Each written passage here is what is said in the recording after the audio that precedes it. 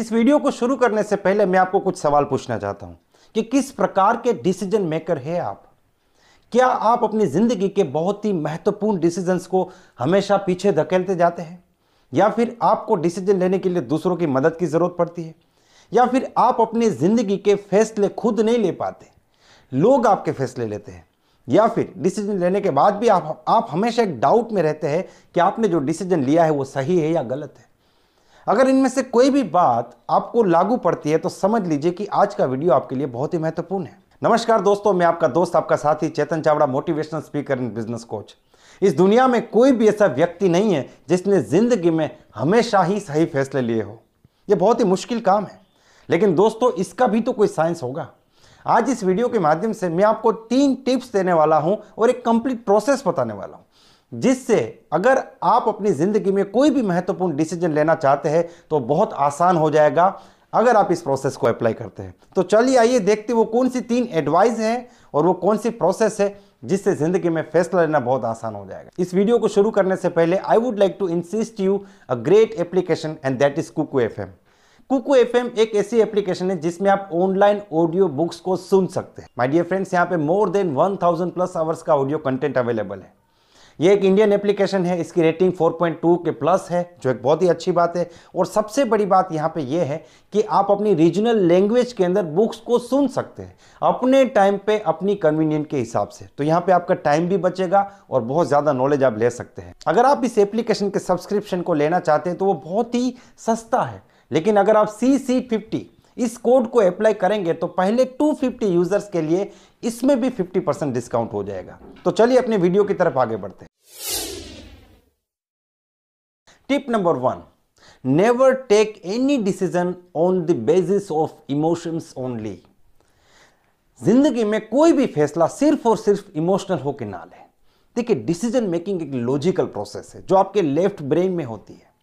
जब आप कोई फैसला लेते हैं तो 2 चीजें हैं, आप कैसा फील करते हैं और ये जो डिसीजन है इसके फ्यूचर कॉन्सिक्वेंसेस क्या होंगे, आफ्टर इफेक्ट्स क्या होंगे, इसके लॉन्ग टर्म इफेक्ट्स क्या होंगे। हमेशा अपनी फीलिंग्स को थोड़ा साइड में रख के दिमाग से डिसीजन लेना बहुत ज़्यादा ज़रूरी है। क्योंकि आप खुद को एक सवाल पूछिए, आपने ज़िंदगी में जितने भी डिसीजन गलत लिए हैं उनमें से मेजॉरिटी डिसीजंस आपने फीलिंग्स में आके, भावनाओं में बह के लिए होंगे। तो ये सबसे पहली सलाह मैं आपको देना चाहता हूं कि जब भी कोई डिसीजन लेते तो भावनाओं में ना बह जाए, दिमाग का इस्तेमाल करें। Tip number 2, never take any decision in hurry. कोई भी फैसला जल्दबाजी में मत लीजिए। अगर पॉसिबल है, अगर मुमकिन है तो ऑन द स्पॉट डिसीजन मत लीजिए। आप उस डिसीजन के लिए पूरा समय लीजिए, क्योंकि जब आपके सामने सिचुएशन होती है उस समय आपका दिमाग आपको बेस्ट सॉल्यूशन देगा, इसकी कोई गारंटी नहीं है। लेकिन हो सकता है कि कुछ समय बाद जब आपका दिमाग शांत होगा, आपके सामने बहुत अच्छे अच्छे सॉल्यूशन आ जाएंगे और आप बेटर तरीके से डिसीजन ले पाएंगे। और साथ में यहाँ पे टिप नंबर 3 में आपको बताना चाहूँगा कि always set a particular time frame for taking decision. अगर आप जल्दबाजी में फैसला नहीं लेंगे, इसका मतलब ये नहीं कि आप जो डिसीजन आज लेना है उसको 1 साल तक नहीं लेंगे। आप उस डिसीजन को लेने के लिए भी एक टाइम फिक्स कर दीजिए, जैसे 24 घंटे, 48 घंटे, एक टाइम फिक्स कर दीजिए। इससे क्या होगा कि आपके माइंड को एक मैसेज पहुंच जाएगा कि मुझे अगले 24 घंटे में, 48 घंटे में इस डिसीजन को लेके इस टास्क को कंप्लीट करना है। और आपका जो माइंड है, दुनिया का सबसे बड़ा सुपर कंप्यूटर है, वो आपको कोई ना कोई बेस्ट सॉल्यूशन जरूर प्रोवाइड कराएगा। और टाइम फिक्स करने से आप जो डिले करने की जो प्रोसेस है, टाल मटोल की प्रोसेस है, उससे भी बच जाएंगे। नाउ स्टेप नंबर 1, सबसे पहला स्टेप है डिफाइन द सिचुएशन क्लियरली। कई बार हम इतने पैनिक हो जाते हैं कि हम सिचुएशन को क्लियरली डिफाइन नहीं कर पाते हैं।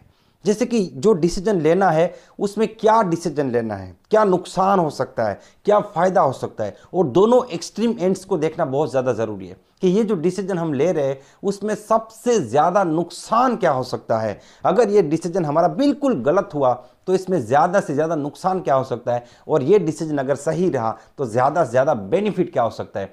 तो सिचुएशन जो है उसको क्लियरली डिफाइन करना बहुत ज़्यादा ज़रूरी है। आपको यह पता होना चाहिए कि आपको क्या डिसाइड करना है, आपको किस चीज का डिसीजन लेना है, वो एग्जैक्टली पता होना बहुत ज्यादा जरूरी है। सेकंड स्टेप, अगर आपने सिचुएशन को क्लियरली डिफाइन कर लिया है तो अब आप उस चीज को लिख लीजिए। इसके पीछे साइंस है। जब आप किसी चीज को लिखते हैं तो साइकोमोटर एक्टिविटी यूज होती है। कैसे? कुछ भी लिखने से पहले आपको उसे मन में बोलना पड़ेगा, और जब आप लिखेंगे तो आपके हाथों का भी इस्तेमाल होगा, यानी कि काइनेटिक मोशन भी यूज होगी और साइकिक प्रोसेस भी होगी यहां पे। और जब आप किसी चीज को मन में कहते हैं, इसको बोलते हैं self talk, and this is the best way to pass message to your subconscious mind. आप इस प्रोसेस से ये पूरी इंफॉर्मेशन को, सिचुएशन को अपने सबकॉन्शियस माइंड में इनपुट कराते हैं, और वहां से कोई ना कोई सॉल्यूशन जरूर निकल के आएगा, क्योंकि आपके सबकॉन्शियस माइंड में दुनिया भर का डाटा पहले से अवेलेबल है। तो आपको इसे क्लियरली लिखना है। Step number 3, ask the experts. जिस चीज का फैसला आप लेना चाहते हैं या जिस प्रॉब्लम को आप फेस कर रहे हैं, उससे आपसे पहले दुनिया में बहुत लोगों ने फेस कर लिया होगा, और यह फैसला दुनिया में बहुत लोगों ने आपसे पहले लिया होगा। आपको उन लोगों को मिलना पड़ेगा और उन लोगों के साथ अपनी सिचुएशन को शेयर करना पड़ेगा, और उन लोगों ने क्या डिसीजन लिए थे और उसके क्या रिजल्ट्स आए ये भी आपको जानना पड़ेगा। जब आप एक्सपर्ट से मिलेंगे, और मैं यहां पे कहना चाहूंगा किसी एक व्यक्ति को ना मिले, एक से ज्यादा लोगों को मिलिए। कैसे उन लोगों ने इस सिचुएशन में डिसीजन लिया था, कौन सा डिसीजन लिया था, और उस डिसीजन का क्या रिजल्ट हुआ, वो सही साबित हुआ या गलत साबित हुआ, उनका जो डिसीजन था उसके कॉन्सिक्वेंसेस क्या थे, वो आपको पहले से पता चल जाएंगे। तो ये स्टेप बहुत महत्वपूर्ण है। यहां पे अपने ईगो को साइड में रख के लोगों से पूछना पड़ेगा, जो लोग पहले से इस फेज से पास हो चुके हैं, और उन लोगों ने क्या डिसीजन लिया था, वो आपको जानना बहुत ज्यादा जरूरी है। स्टेप नंबर 4, जब आप सारे एक्सपर्ट्स को मिल लेते हैं और आपको डिफरेंट काइंड ऑफ सॉल्यूशन मिल जाते हैं, तो अब ये सारे सॉल्यूशंस को एक बार एक पेपर पे लिख लीजिए। और आप यहाँ पे एक से ज्यादा लोगों से मिले होंगे, तो आपके पास बहुत से ऑप्शन होंगे, वो सारे ऑप्शन को एक पेपर पे लिख लीजिए। स्टेप नंबर 5 ये है कि जो आपने लिखा है उसमें से सबसे बेस्ट सॉल्यूशन को आप एक बार सिलेक्ट कर लीजिए। कौन सा सॉल्यूशन आपके हिसाब से सबसे बेस्ट है, उसे सिलेक्ट कर लीजिए। स्टेप नंबर 6, अब अगले 24 घंटे तक आप रुक जाइए। अगले 24 घंटे तक एक्शन मत लीजिए। आपने सॉल्यूशन ढूंढ लिया है, उसे सिलेक्ट भी कर लिया है, लेकिन अगले 24 घंटे तक आप रुक जाइए, और 24 घंटे बाद एक बार फिर खुद को पूछिए, क्या यही सबसे बेस्ट सॉल्यूशन है? क्या इससे बेस्ट कोई दूसरा हो सकता है?